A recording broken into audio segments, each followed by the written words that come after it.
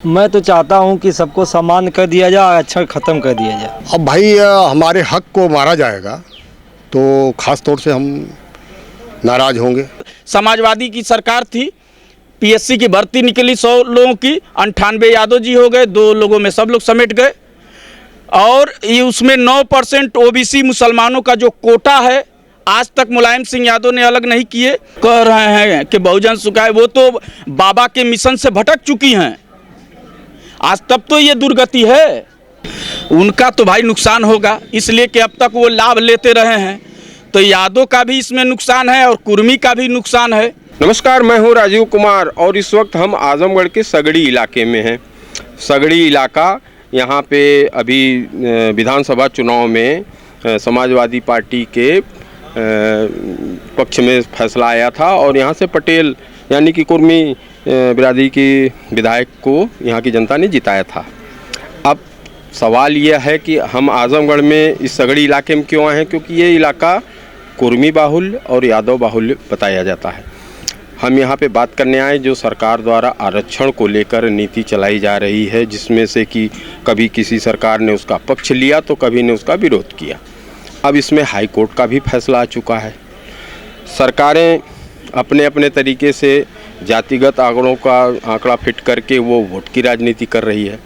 आम जनता है, हम कुर्मी समाज और यादव समाज से बीच में हैं और उनसे बात करने के लिए आए हैं कि लोग क्या सोच रहे हैं इस फैसले को लेके और आने वाले समय में क्या नतीजा निकल सकता है। क्या नाम है आपका? मेरा नाम चंद्रिका यादव है जी। हाँ बताइए। तो यादव साहब क्या सोच रहे हैं, ये जो फैसला आने वाला है या इस तरीके की बातें जो 27% ओबीसी के अंदर हस्तक्षेप की बात आ रही है, उसको यादव किस रूप में लेगा? देखिए, संविधान जब बना तो संविधान बनाने वालों की मंशा थी कि सामाजिक, आर्थिक और राजनीतिक रूप से जो लोग पिछड़े हुए हैं उनको मुख्य धारा में जोड़ने के लिए एक आरक्षण की व्यवस्था की जाए। और उस संविधान की मंशा को यह राजनीतिक पार्टियां वोट के रूप में भजाना चाह रही हैं। वोट के रूप में भजाने में कभी आरक्षण कुछ जातियों को नीचे ला रहा, कुछ लोगों को बैकवर्ड में लाना, कुछ लोगों को बैकवर्ड को शेड्यूल में लाना, लेकिन आर्थिक और सामाजिक गणना उन्होंने नहीं करवाई। और बिना गणना कराए यह डिसाइड नहीं हो पा रहा है कि कौन आर्थिक रूप से कितना पिछड़े हैं, किसको सामाजिक रूप से मुख्य धारा में और राजनीतिक रूप से या आर्थिक रूप से मुख्य धारा में लाया जाए। बिना इसके यह संभव नहीं है और ऐसा करना कानून और संविधान की मंशा का दुरुपयोग है। खासतौर पे यादव कम्युनिटी क्या सोच रही है इस तरह से इस फैसले को लेकर? अब अलग अलग लोगों का अपना विचार है, लेकिन मेरा अपना विचार है कि यह ठीक नहीं है।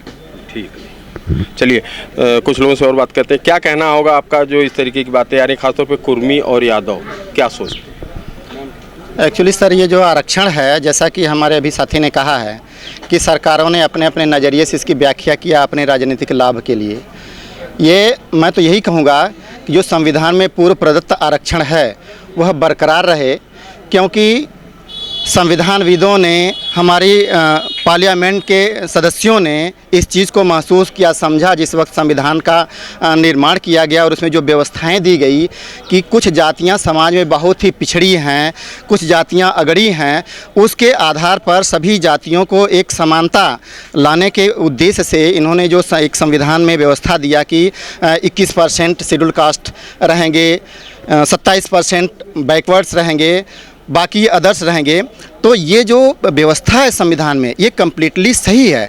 अगर इसमें कुछ लोग बदलाव लाना चाहते हैं, चाहे राजनीतिक पार्टियां हों, चाहे सरकारें हों विशेष पार्टी की, तो वो अपने स्वार्थ को केवल सिद्ध करने के लिए इस तरह के प्रपोजल लाते हैं जो अवैधानिक हैं, जो गैर संवैधानिक है, जिसको अभी हमारी उच्च न्यायालय ने पूरी तरह से क्लियर कर दिया है कि इन लोगों के जो इस तरह के डिसीजंस हैं वो पूरी तरह से अवैधानिक हैं।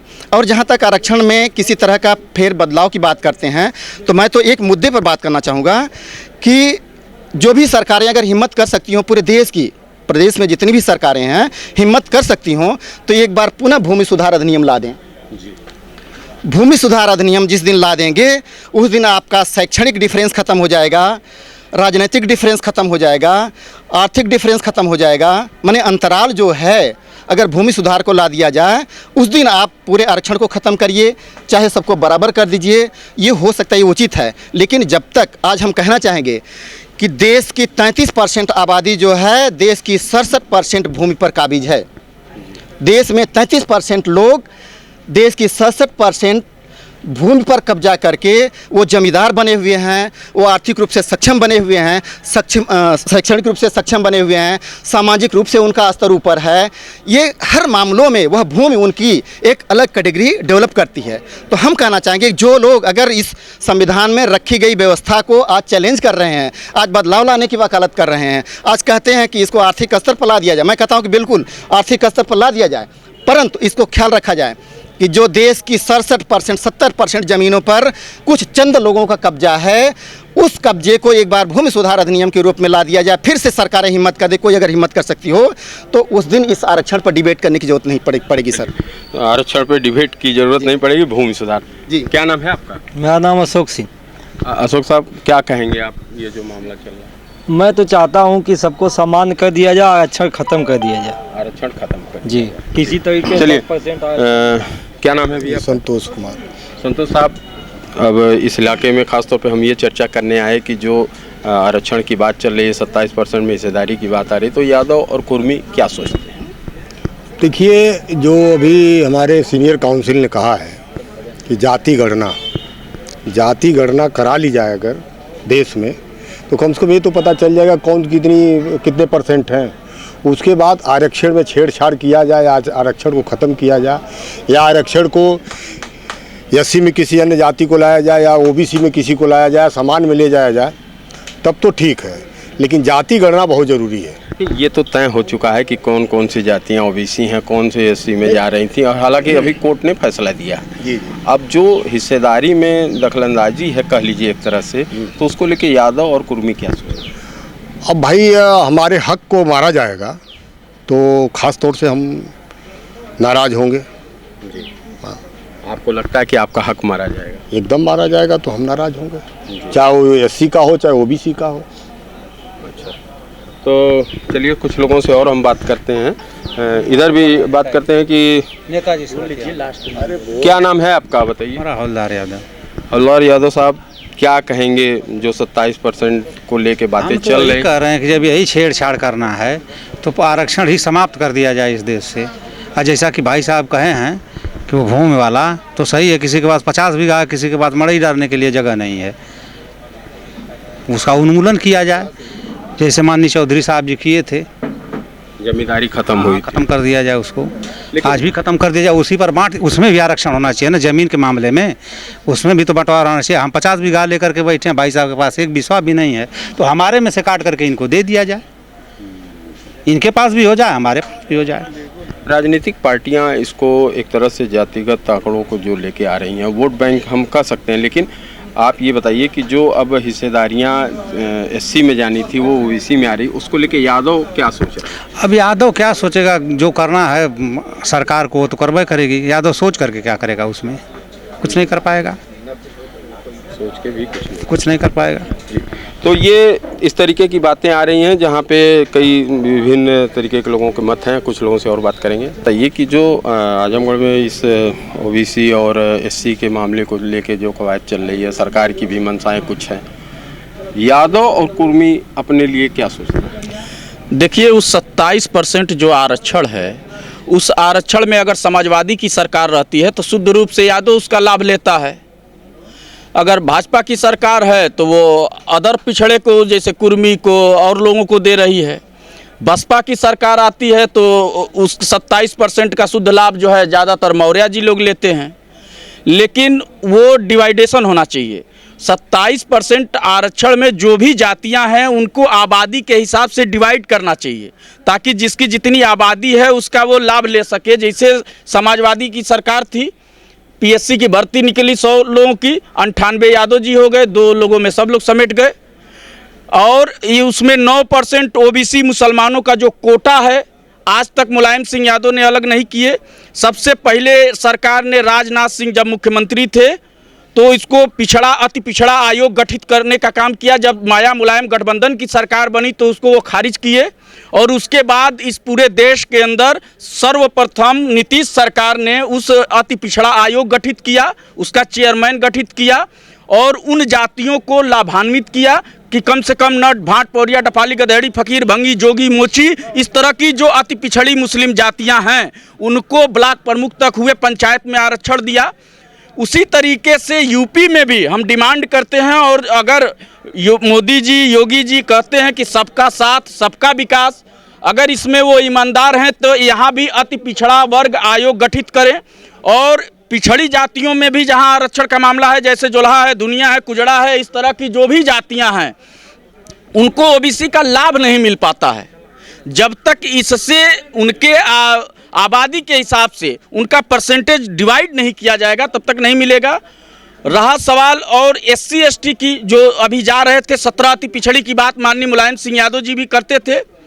जिस दिन वो जो भी पार्टियां करती हैं वो अति पिछड़ी हिंदू सिख ईसाई सबका नाम तो लेती हैं, लेकिन 17 अति पिछड़ी मुस्लिम जातियों का नाम तक नहीं लेती हैं। उनको लाभान्वित करना तो दूर की बात है, वोट सबको चाहिए। तो मायावती सरकार में भी इस बात को खारिज किया गया था और इस पे रोक लगाने की बात कही गई थी बहुजन समाज पार्टी द्वारा भी। ये तो हम कह रहे हैं कि बहुजन सुखाए, वो तो बाबा के मिशन से भटक चुकी हैं आज, तब तो ये दुर्गति है।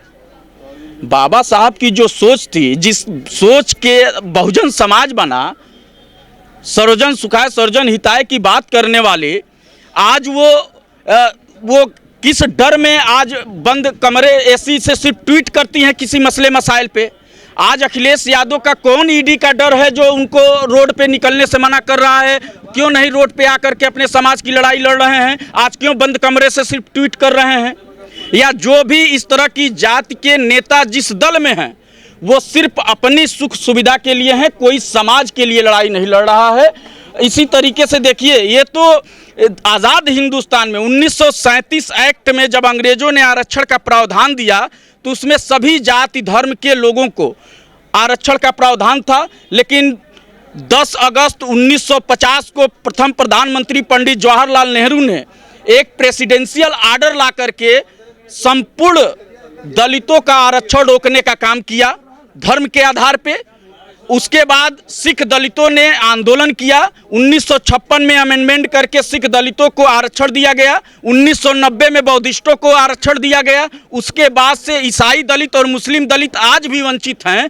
मैं इस सरकार से मांग करता हूं कि इसको जो है उस पर से प्रेसिडेंशियल आर्डर हटा करके सर्वजन की जो अगर लाभ देना चाहते हैं और पसमानदा को जोड़ना भी चाहते हैं, पसमानदा मुसलमान को आज भाजपा को भी ज़रूरत पड़ गई है, तो उन पसमानदा मुसलमानों का जहां अहित हुआ है, ईसाइयों जातियों का जहां अहित हुआ है, उस पर से प्रेसिडेंशियल आर्डर हटा लें और ताकि सारे जात के जितने भी धर्म के, जैसे धोबी है, चाहे वो हिंदू का धोबी हो, चाहे सिख का धोबी हो, चाहे ईसाई का धोबी हो, इस तरह की जितने भी बिरादरियां हैं उन सबको लाभ मिल सके उस आरक्षण का।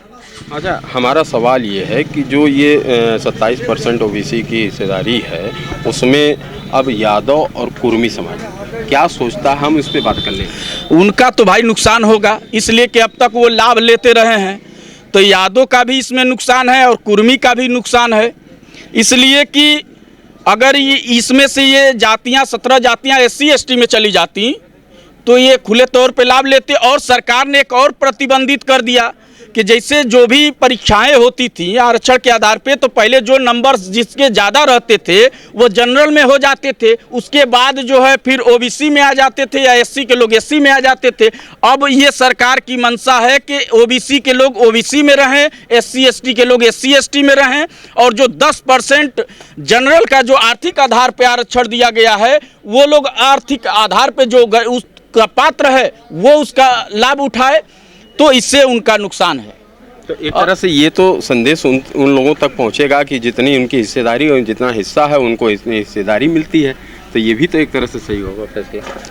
ये तो फैसला सही है, तो हम कहाँ कह रहे हैं, लेकिन जिनका अहित हुआ है उस हिस्से में, जैसे सरकार की मंशा अगर है सबको हिस्सेदारी देने की, तो सबसे पहला काम करे कि 27% जो ओबीसी का आरक्षण है पूरे देश के अंदर, जिस प्रदेश में जिसकी जितनी भागीदारी है, जैसे यूपी के अंदर 8.8 पॉइंट कुछ है, उसको अलग कर दे, बिहार के अंदर 13 पॉइंट कुछ है उसको अलग कर दे, इस तरह राजस्थान समेत पूरे देश के अंदर उसकी जो जितनी आबादी के हिसाब से जिन जातियों का हिस्सा बनता है उसको डिवाइड कर दे, ताकि सभी जाति के लोगों को उसका लाभ मिल सके। अभी बहुत सारी ऐसी जातियां हैं जैसे हलाल खोर है, पवरिया है, गधेड़ी है, फकीर है, जोगी है, भंगी है, मोची है। आज़ादी के बाद इनका एक विधायक नहीं है, एक सांसद नहीं है। आज़ादी के 70 साल बाद ये दुर्भाग्य की बात है। तो कुल मिला के इलाके में हम जहाँ हैं वो सगड़ी इलाका है और यहाँ पे बहुदायद में यादव और कुर्मी जाति के समुदाय के लोग रहते हैं और उनकी मिलीजुली प्रतिक्रिया रही। कुछ का ये मानना है कि 27% में जो हिस्सेदारी 17 जातियों की हो रही है उससे उनको कष्ट है, उनके हक को मारने की बात है। तो कुछ लोगों का यही कहना है कि यहाँ पे आरक्षण प्रणाली ही सुचारू रूप से नहीं जारी की गई, उसका पुनः विचार करके फिर से उस पर काम किया जाए। तो मिलीजुली प्रतिक्रिया रही यहाँ पे और हम इन्हीं प्रतिक्रियाओं को आप तक पहुँचा रहे हैं। राजीव कुमार, आजमगढ़, यूपी तक।